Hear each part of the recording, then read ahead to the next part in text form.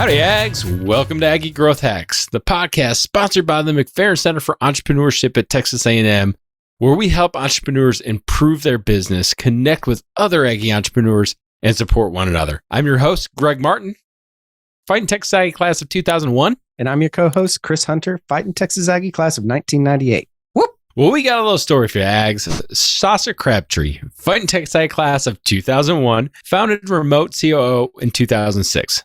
Sasha and her team of 12 focus on serving entrepreneurs and helping them to live out the joy part of their journey. Do this by really focusing on faith, integrity, quality, relationship, and leadership. So pass it back and listen up to Sasha as she shares some good bull. Well, welcome back, Ags. I am super stoked to bring this episode to you. Sasha, thank you so much for joining us today. I think you've got one of the most unique and interesting companies that we've had on Aggie Growth Hacks. In today's environment, a lot of people, a lot of entrepreneurs are comfortable with fractional parts of their business, whether that be a fractional CEO, a fractional CFO. Shoot, we've had a fractional facilities manager on Aggie Growth Hacks before, but you're the first fractional COO. And as the chief operating officer, I'm so excited to learn about your business and to learn the value that you bring to your customers. So thank you for being willing to share your story with us today. Thanks for having me on. Forward to it. Well, we all love Aggieland, and you are the best class in Fighting Texas Aggie history. No bias or nothing there. And we're actually both December of 2001 grads. But Sasha, what do you miss about no longer being a student on A&M's campus? I think just being on campus itself. The campus is amazing. It's visually rich in tradition, and I love everything about the Memorial Student Center and the grounds around that. And there's just something to be said about an ecosystem where most everyone's in kind of the same spot in life. And I live around the Bryan College Station area, so I do find myself on campus attending some events and conferences and things like that. But that's really special to me. And now my daughter's there. Awesome. How's that? It's got to be a really unique position to see your daughter living through some of the same experiences of going to class studious 100% of the time, never skipping class, never doing anything like that. All of those things. An angel, just like me. Yeah. So why don't you tell us a little bit about Remote COO? How did it start? How did you come up with the idea for it? And really, why are you passionate about that at all? I was really good at organizing, both kind of digitally and keeping track of things, very, very focused. And I brought that to my job. I was kind of the Jill of all trades. When you work in small organizations, you got to learn how to do a little bit of everything.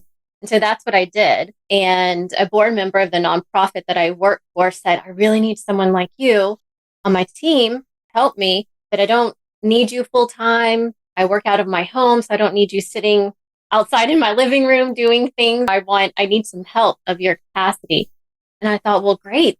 That sounds wonderful. I can help you with that. And that's just kind of how it started. When an entrepreneur is like, I have so much going on that I just need a little bit of help, someone that's like me and understands what that looks like. And so for 16 years now, founded and been running Remote COO. And Remote COO partners with entrepreneurs and nonprofit organizations to help them run their business. We're your business partner. We are managing the tactical day-to-day operations so that you can stay focused on providing that expertise to your client. So we're a part-time member of the team, professional level experience in all areas of running service-based organizations, and we help you wear all the hats. So, Sasha, the question that first pops on my mind when I started looking at your company and learning about what you do, I understand that this is coming from an educated space, but a fractional CFO kind of comes in, works with the numbers, kind of provides a little bit of strategy. A fractional marketing person comes in, finds a marketing plan, and then helps with the execution of that. But operations, that's daily. I mean, literally it's in the name. It is what you do operationally every day. How do you maximize that value? Or how do you make sure that you're connected on a daily basis with operations when you're not there every day? Well, a lot of companies can run remotely, and we've really found that out over the last couple of years. But we step in as a member of the team and really get to understand the entrepreneur, what their company is, what they're offering their clients, and be a right-hand person to them. So it's more than a consultancy. It's more than just kind of helping develop a strategy. We are helping them with all the things that are in the weeds, all the way up to some project management, some social media presence, and really developing workflows and processes. So we're doing all the things that the business owner has to have their hands in. We're helping them with all of those pieces. We have experience in those areas. So they're hiring a team that they don't necessarily have to manage, that has experience to pull those things out. And we do get in there on a day-to-day basis. Our team members are working with our clients every single day. So let me ask, and I know you kind of mentioned this before, but what kind of company works best with you, or you work best with? Well, we really help two segments. One is B2B, service-based organizations. So most of our clients are consultants or coaches, marketing agencies, organizations kind of providing their expertise and knowledge. And that's a very finite type of thing. It's much different than commerce and product-based. So we really work well with service-based organizations. And because I come from a nonprofit background as part of where I have served, and my COO does as well, we're able to also provide those same services to executive directors of large nonprofits.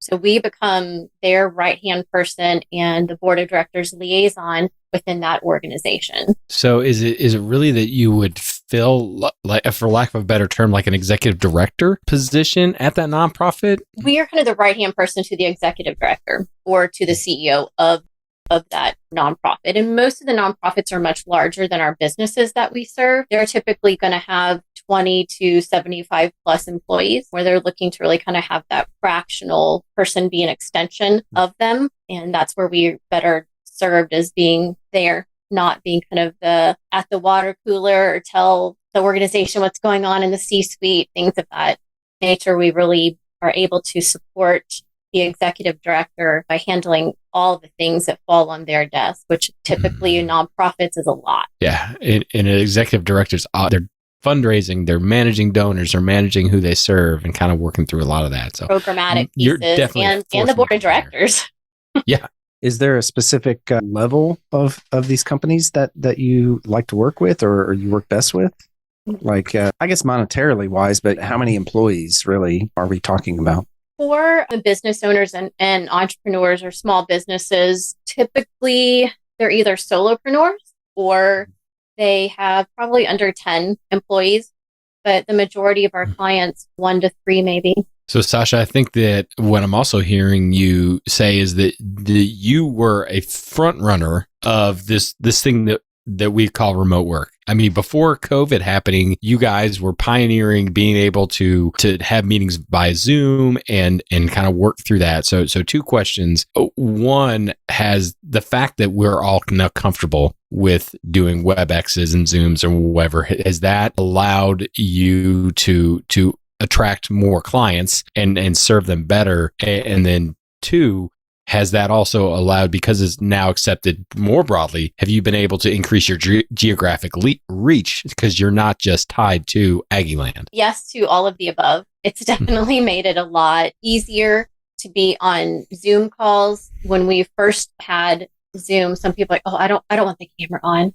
Why not? They're just kind of afraid of that. It's almost an intrusion for some people. Now it's second nature to be on a Zoom or team call. That's really helped us increase the relationship that we have with our clients as a remote organization. And it has allowed us to spread across the US. We're in multiple different states. Our team members are in 5 different states. So that's really given us the opportunity to gain the talent specific to our culture that we need, as well as when people refer us, anyone in the US, and we're still able to help their organizations really understand and get into the day-to-day, how do they operate, getting them the right platforms. There's no boundaries. So one of the things that we've heard in the past couple of years of these podcasts are how values are really helping companies improve and really grow.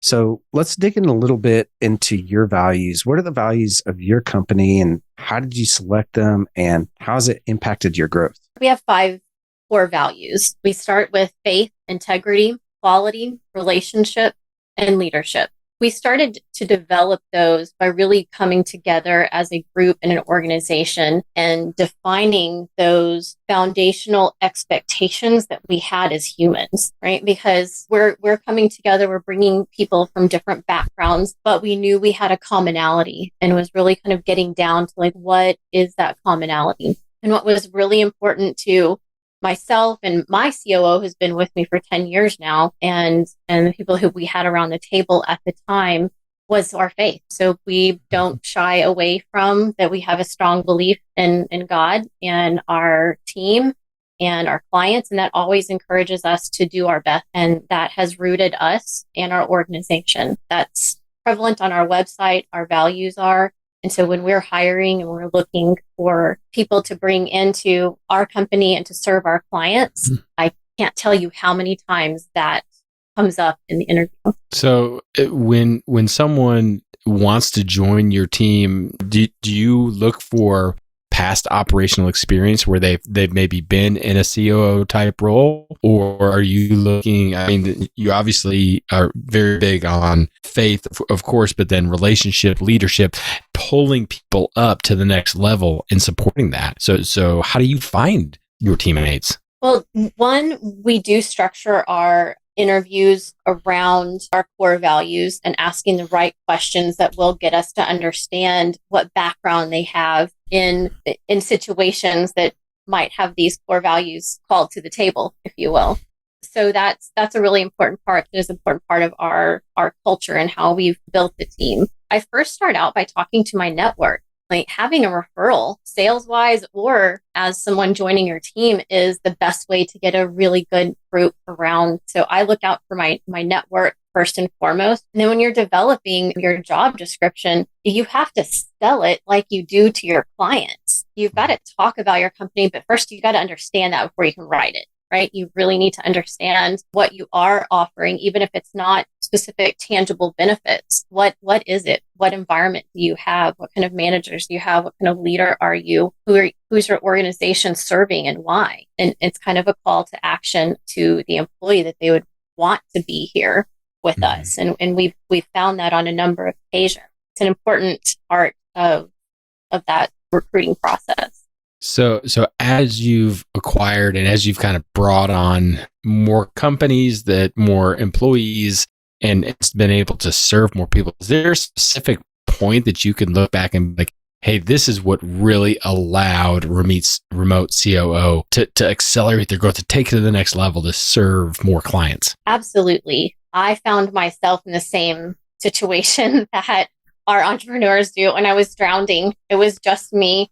I had taken on a bunch of clients. It was referral based, and we still are. And I found that if I didn't really sit down and get everything out of my head and onto paper, I wasn't going to be able to expand or even continue at the pace that I was at. So I started realizing that I couldn't be the only one to know all of this stuff. And when I was training someone else to help me, I said, we've got to write this down. I actually have systems and processes and workflows and didn't really know it. And so once you start developing what those are, what the templates look like, how to go about a certain thing, it brings consistency and efficiency to the way that you operate. And it provides a consistent onboarding for your clients. So that client experience is so important, even from the sales process to onboarding to actually delivering your deliverables or your objectives, to have those in place so you don't miss those little things that are really important. So do you find that a lot of the things that you do for yourself, do you translate that over to your clients and vice versa? Absolutely. We've learned a lot just from our time being in business and supporting so many small businesses. It's really risky to your clients and to your business to just have everything in your head. You have to kind of mitigate that risk. And we convey that to our clients. And we have to teach them to let go of stuff, to delegate it, to trust us. And we have to build that pretty quickly. So how do you do that? How do you build that really quickly?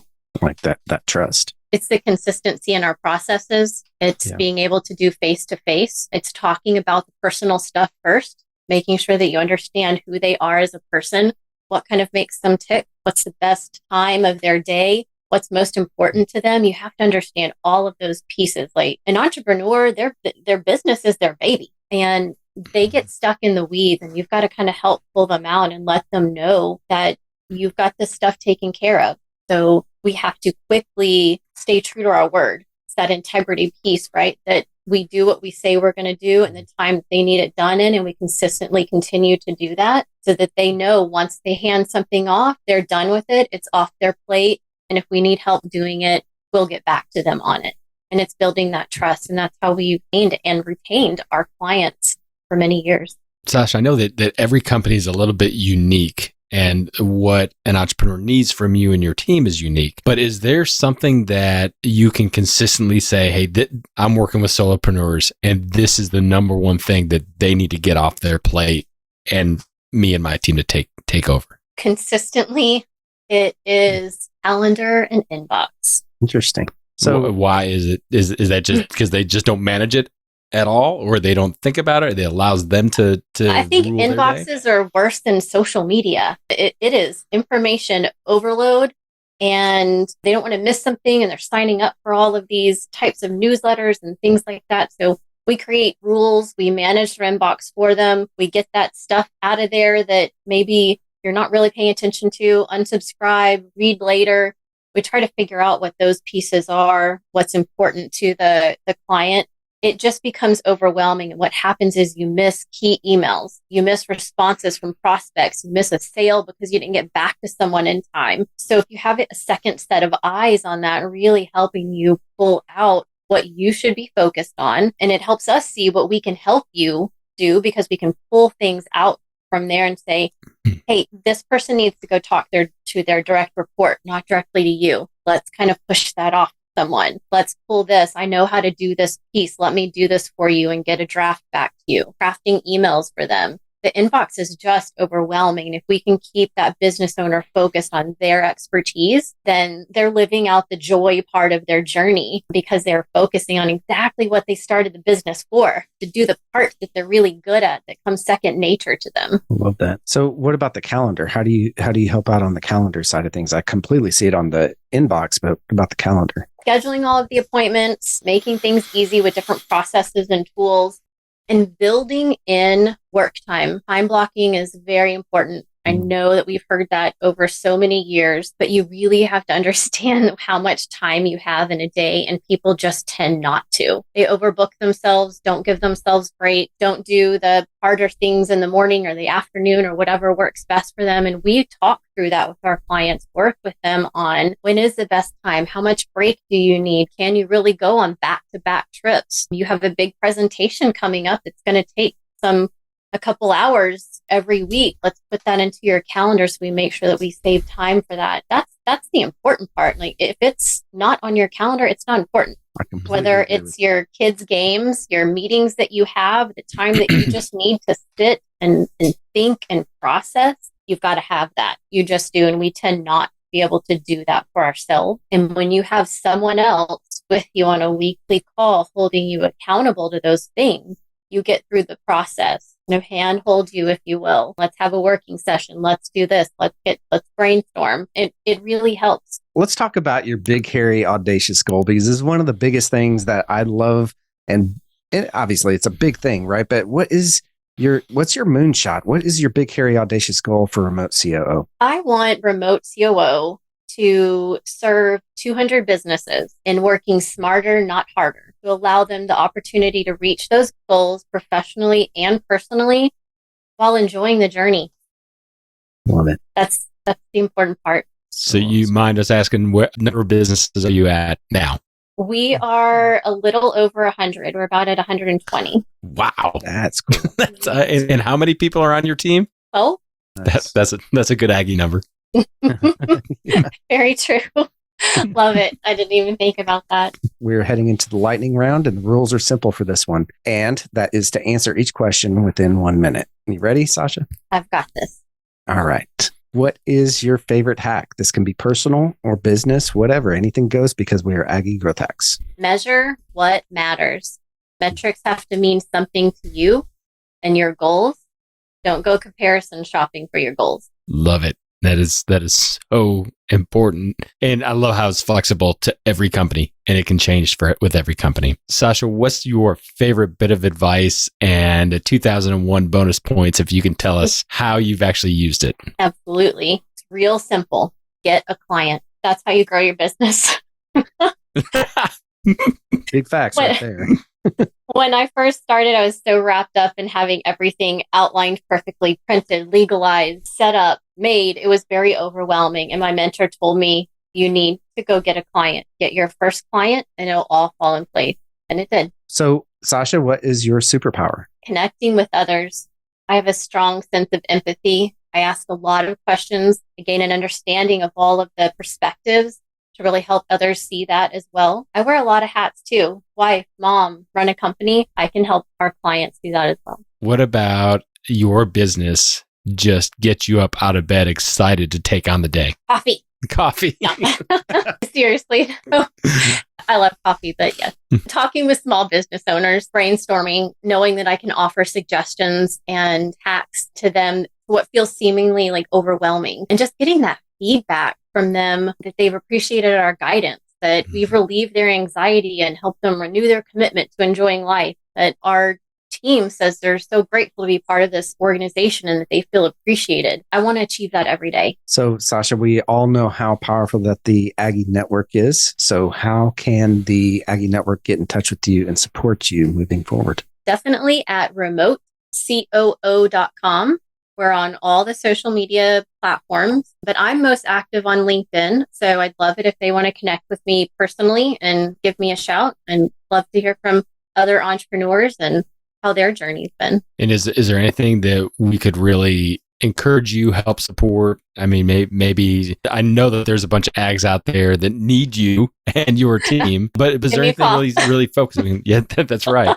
Because you've been so open-handed and giving us a lot of good information. How can we lift you and your team up? I really appreciate that. And I think it is about supporting each other. I know how important social media looks to people, and it's really just a digital footprint. It's a really big business out there. But the more that you like, support, and comment on other business owners, when you go back behind the scenes, you're like, I got some more likes, I got some this. And it really increases the footprint that you have, which keeps you in feeds, and it just fuels all these other analytics. And I think that's the easiest part in the best way, is to give a shout out to your local business. Love that. And Sasha, we love you and love your company and your openness to be able to share and help not only the entrepreneurs that you serve, but the Aggie Growth Hacks family. Thank you so much for joining us today.